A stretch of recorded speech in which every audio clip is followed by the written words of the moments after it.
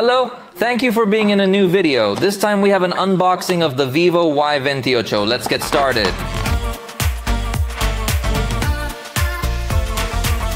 This device has had a launch price in Mexico of 6,999 pesos. If you are from another country, you can probably confirm to me that in Mexico this price is having an insane price. It is exaggeratedly high. From my point of view, it should cost a maximum of 3,999 pesos, but Vivo definitely has a strange strategy in Mexico.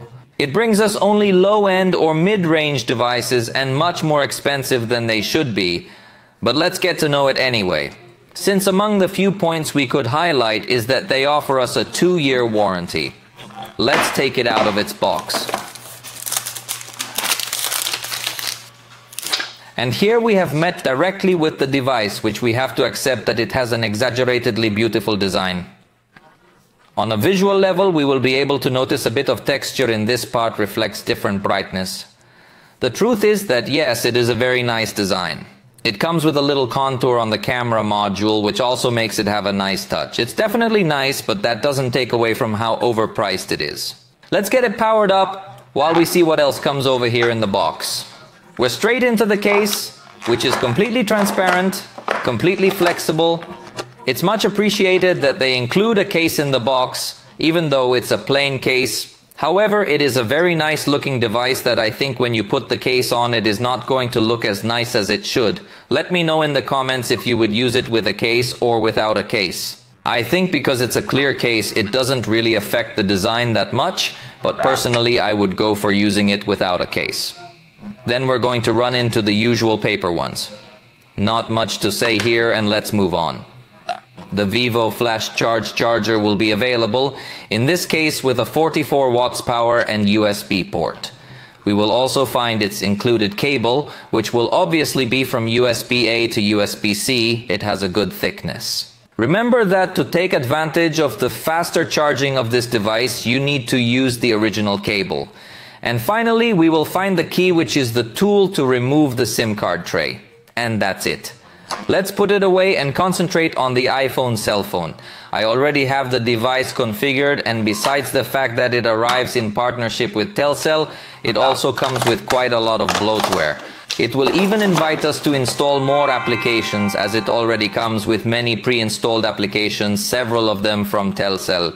And of course this in the case of Mexico. I remind you that in other countries may have a more pleasant strategy of price and distribution. Let's try to give it a touch more to Vivo and less to Telcel. It has a weight of 199 grams and a thickness of 7.99 millimeters, although I must say that I perceive it as slightly heavier, but those are the official figures. It has IP level 60 and 64 water and dust resistance, which means that it is very dust and water resistant. It is only going to resist splashes, it cannot be submerged, or at most it could be submerged in a very shallow depth for a very short time. But I think water resistance is something that is still not that common in this price range. So we could say that in that sense it still manages to deliver. The screen is 6.68 inches. In its diagonal, it offers HD+ resolution and 90 Hz in its refresh rate. It definitely disappoints too much here. In addition, it is an IPS screen, so it is not going to offer us neither high contrast nor such a powerful brightness, nor a refresh rate for such fluid movements. Well, it is definitely a low-end screen, and seeing it in a device of this price really disappointing. The front camera is 8 megapixels with f2.0 aperture in the preview. As you can see, it is super burnt, and if you take the picture with portrait mode, it still looks exaggeratedly burnt. A lousy result on the front camera if you use portrait mode. On the other hand, if you get out of portrait mode and go into normal photography mode with the front camera, it does a better balance of highlights and shadows. So the front camera, usually live, usually stands out a lot. But here I think that won't be the case. I do not understand why at the time of using the front camera wants to force us to enter portrait mode. If in portrait mode we have bad lighting results, it would be nice to immediately enter the normal photography mode, but constantly insists on entering portrait mode. On the back, we will find 50 megapixel main camera with f1.8 aperture and then a marketing camera that I do not consider to be useful. It should be noted that the main camera does not have optical stabilization. So in this section, it is also perceived as a practically low-end device, but it has a mid-range price. The camera itself, we will not say that it is bad. I think it will give us good results, especially in the main setting. When you start zooming in, you start to notice that it is not able to retain optical quality. For example, here you're looking at the 5x zoom and it's already too obvious that it's digital zoom and the maximum zoom is 10x. But I insist, it doesn't seem to keep a very good quality, so it's a really simple camera. In fact, in the preview, when you have the maximum zoom, you see a very ugly ultra pixelated image. Fortunately, it corrects a bit afterwards. But I insist, the experience I think is not up to the price. Here I have an example of portrait photography, which in this case indoors was of poor quality. It looks very blurry to have this price, again seems quality of a low-end device. It definitely falls short in cameras and video recording. Note that it will support Full HD at 30 frames per second as maximum resolution, and in the case of the front camera is exactly the same. The battery is a point where it can still get to defend itself because it has a capacity of 6000 mAh with support for 44 watts load. In the review we will test it, but in conjunction with its very underpowered processor. I estimate that it will be one of the devices with the longest battery life, but as I say, sacrificing a lot of power and also the rest of the specifications are practically low-end.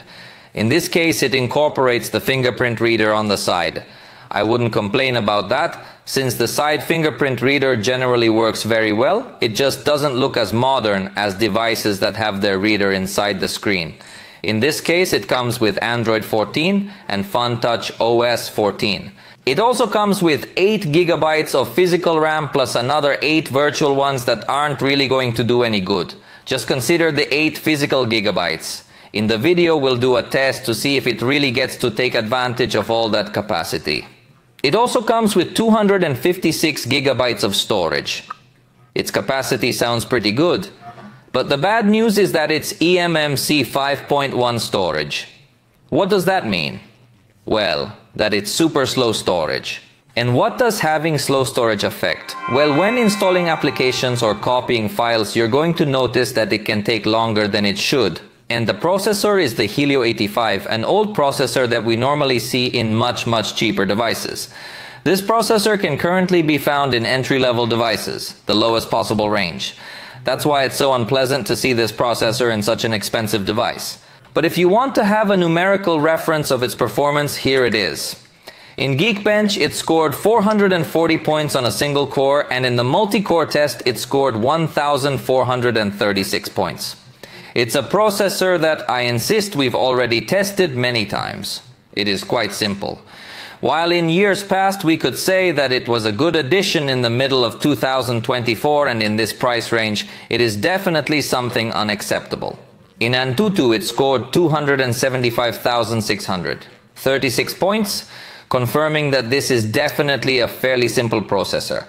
So this is an overpriced device that its only benefit would be battery capacity and storage capacity, but it's going to be a bit slow.